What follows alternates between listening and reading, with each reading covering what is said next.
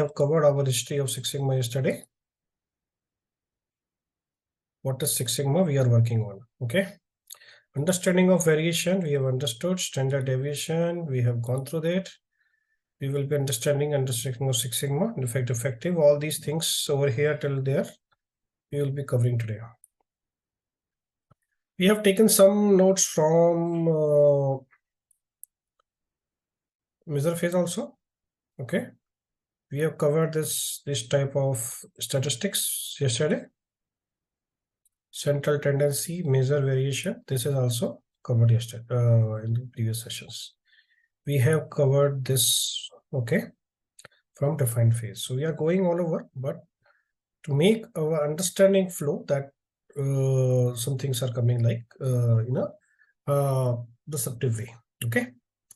So till the time you do not understand the histogram dispersion, we will not be able to understand the sigma level. Okay, as I was saying yesterday. Now,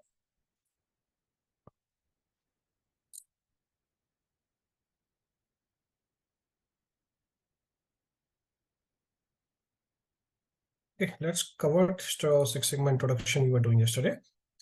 So Six Sigma introduction we covered. Now we understand the two type of Sigma. Six Sigma, when we say Six Sigma, there are two connotation comes. One is Sigma level, another is a Six Sigma methodology. Now I'm covering the Six Sigma methodology. We covered something yesterday. Now we will be covering the remaining part of that. So Six Sigma is like a business scorecard approach where the customer perspective is in the focus. As we started our training with the understanding of the concept of process, customer, and the quality. So customer is always in the focus. Then it is when customer is in focus, we also understanding the goal or objective of the organization. Then the financial perspective comes into the picture. We discuss about that overall goal of any business is to make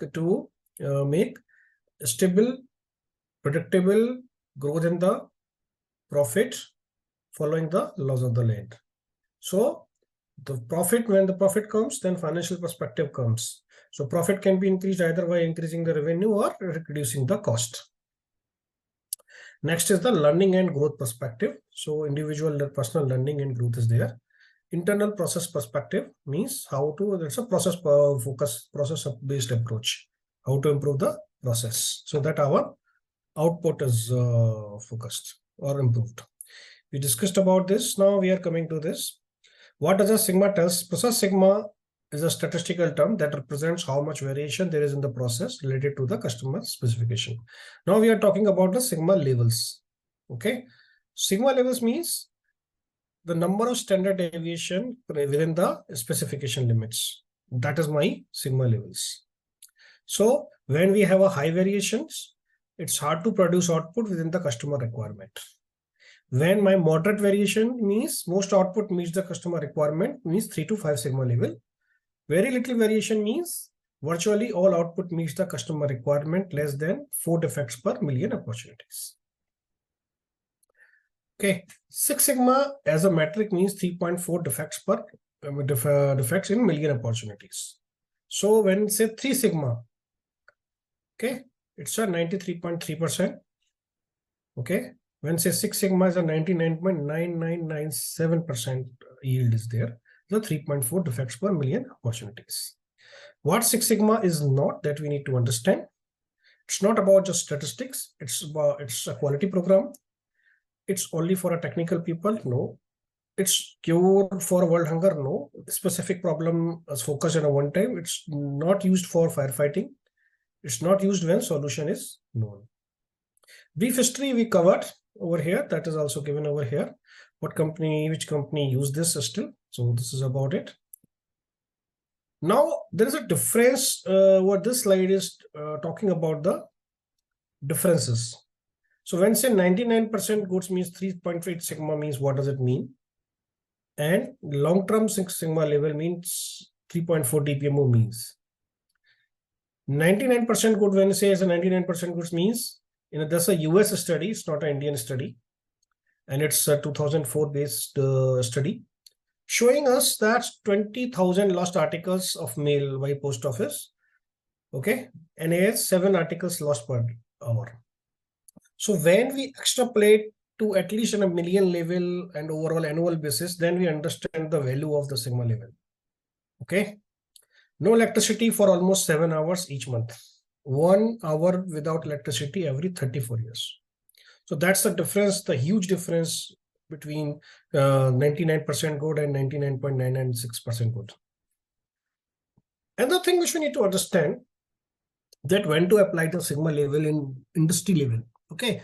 Many people, places I have seen that people are, okay, you apply DMAC methodology to the project sigma levels. No, it doesn't work like that way. First level of standardization comes with your quality QA and quality management system. In any company where there is a no quality management system, DMAC projects will not work. So first level, the wall of 3 sigma level something, the ground fruits, the low hanging fruit should be coming with the standardization and basic 7 QC tools. So with the standardizations, quality management systems, we should be able to achieve 3 to 4 sigma levels. Only then, so means one kind of tool can focus on the low hanging fruits, you can be plucked. But if you go to the 5 sigma levels, then you need to do optimization. Okay, further improvement in the process. And then when there's a high level, high hanging fruits, okay, then you go for a 6 sigma level. Then you do the DMAC projects. Now let's not cover, we'll discuss it about. Okay, lean and Six Sigma approach. Now let's discuss about over here.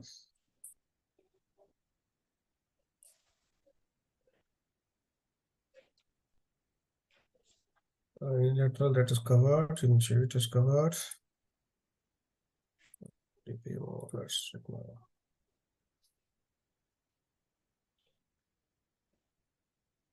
When we say process, there are two characteristics of process or two aspects of a process. One is called, if I want to check the process, how my process is doing, I have to measure two characteristics, effectiveness and efficiency.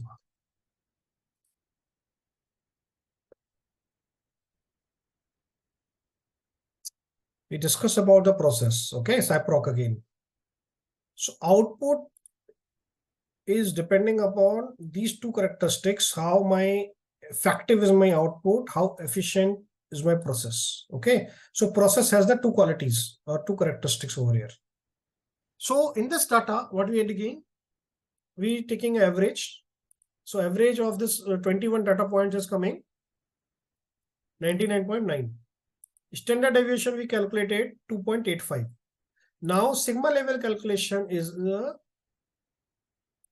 what is the sigma level calculated equal to mean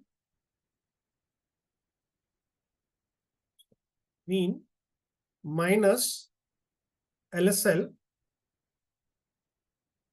divided by standard deviation. So this is my sigma level comes.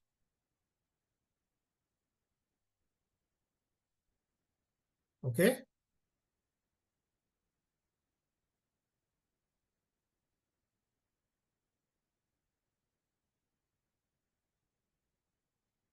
Now, if we calculate the yield onto this, so what is the formula of yield? Equal to norm S dist,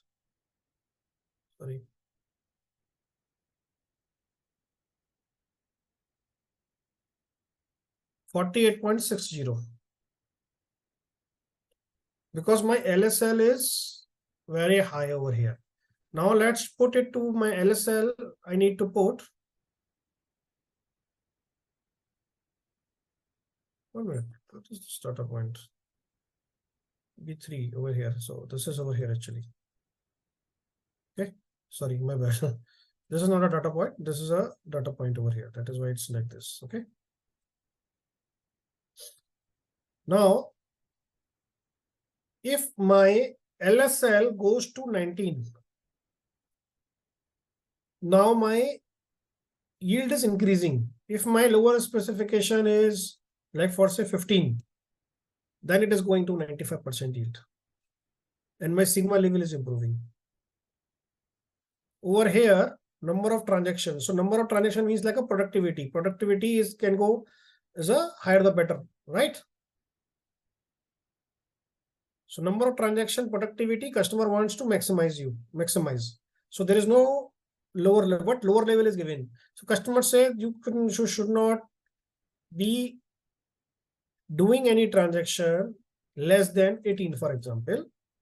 So you are saying only 74.5%, 74.79% is my yield, and sigma level is 0.668%. Defect rate is high. So what will be my defect rate? So defective will be equal to 1 minus yield. 25.21 is my defect rate.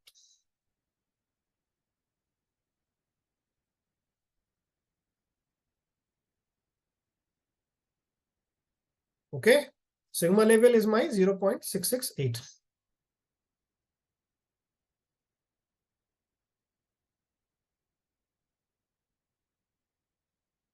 Now let's discuss the lower the better.